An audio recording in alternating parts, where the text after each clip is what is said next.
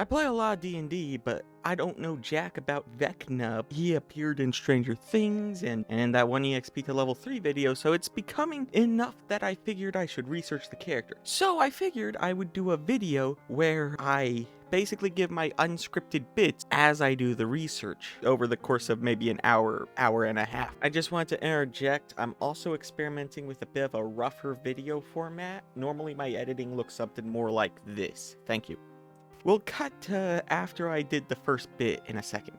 Okay, step 1 in this process was of course the DMG, which has a Hand and Eye of Vecna opening. And while I initially thought I was just going to learn about the magic items, it actually gives a brief recounting as to what is currently canon, I guess. So apparently, Vecna is the Whispered One and a dude. For some reason, I thought it was a female name. Furthermore, he got betrayed by some dude named Koss who cut off his hand and eye. He was a lich and apparently one of the most powerful ones. I don't see much beyond that. I'll get back to you in a second once I've finished reading through the magic items. Alright, further reaccounting.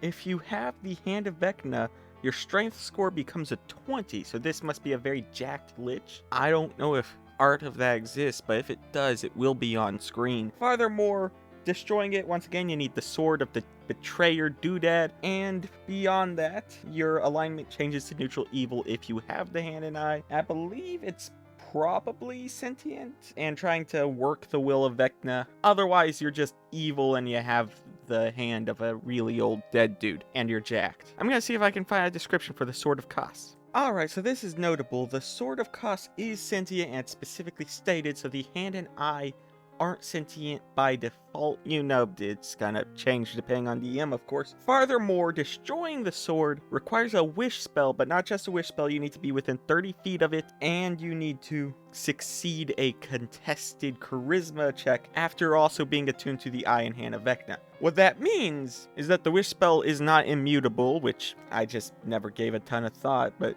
yes, it's not immutable. I got distracted, my cat was meowing, and I have chips now. The sword is also chaotic evil specifically and has dark vision of a range of 120 feet. This means that Koss is chaotic evil, Vecna's neutral evil. I wonder if I'm gonna come by Mr. Lawful Evil over the course of this.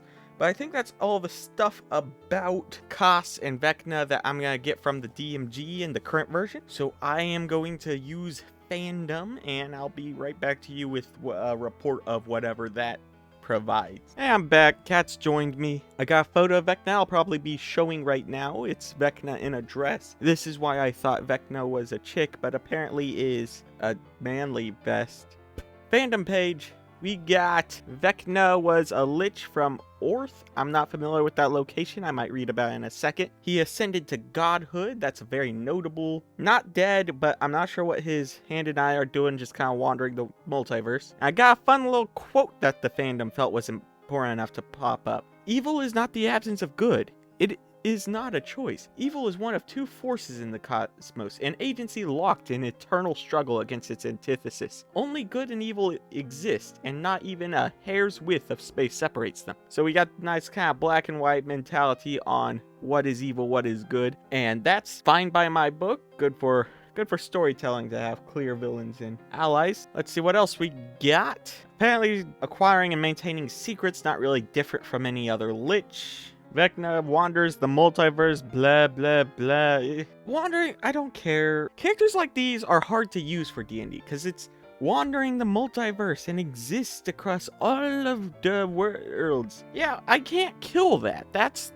big thing I, as the DM, will probably end up ignoring. I need something like micro, something manageable. Right? That's why I like demigods and minor deities. I can use them really well. See, what I'm reading here is it's like, oh, it's a lich, except it's apparently more than a lich, and it's honestly not worth the trouble of fighting or incorporating into a campaign. Maybe I just got weird thoughts, but I'm gonna keep going. Not a ton of extra information going on. Apparently he's got a book of Vital Darkness, some assorted magic items, nothing I'm very engaged by going on here, along with apparently some cults. So there is something I can apparently incorporate into my campaigns if I wanted to, but honestly I'd rather scrap this altogether and run a lower level necromancer. But honestly, I'd rather scrap this character altogether and run a lower level necromancer with his own cult, and then just have something I can run at a low level. See, people often talk about...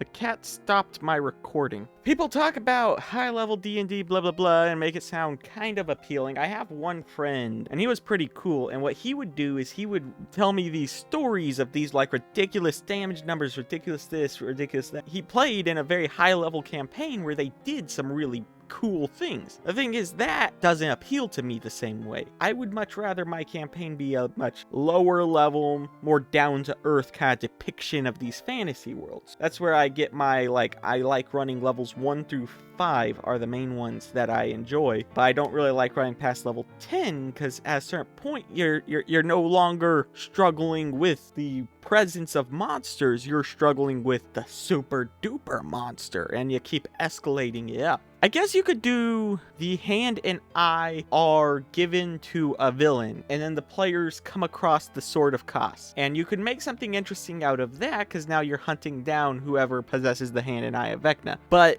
the character is so disconnected from everything, I don't feel that invested in all of it. Like, what if we had, there's this necromancer dude who has all the same traits, but the players can personally talk to or go to ask, hey, how'd this guy get your hand? Are you concerned about this guy? Can we get your help? Blah, blah, blah. If you can interact with it, if it's in the world, that means a lot more to me. When I make a campaign, I start with a map, because when you start with the map, you place everything else somewhere on it, even if it's like a placeholder place. This thing is on this map, and that's very valuable, because that means, oh, this great wizard of blah blah blah, I can go talk to him. Like, it might be a 8-week expensive journey, but I can go talk to him if I found one of his magic items. So my overall assessment, C-tier character kinda leans into the same you recognize the name problem that comes with the Tarrasque. I haven't had a personal experience enough with the character to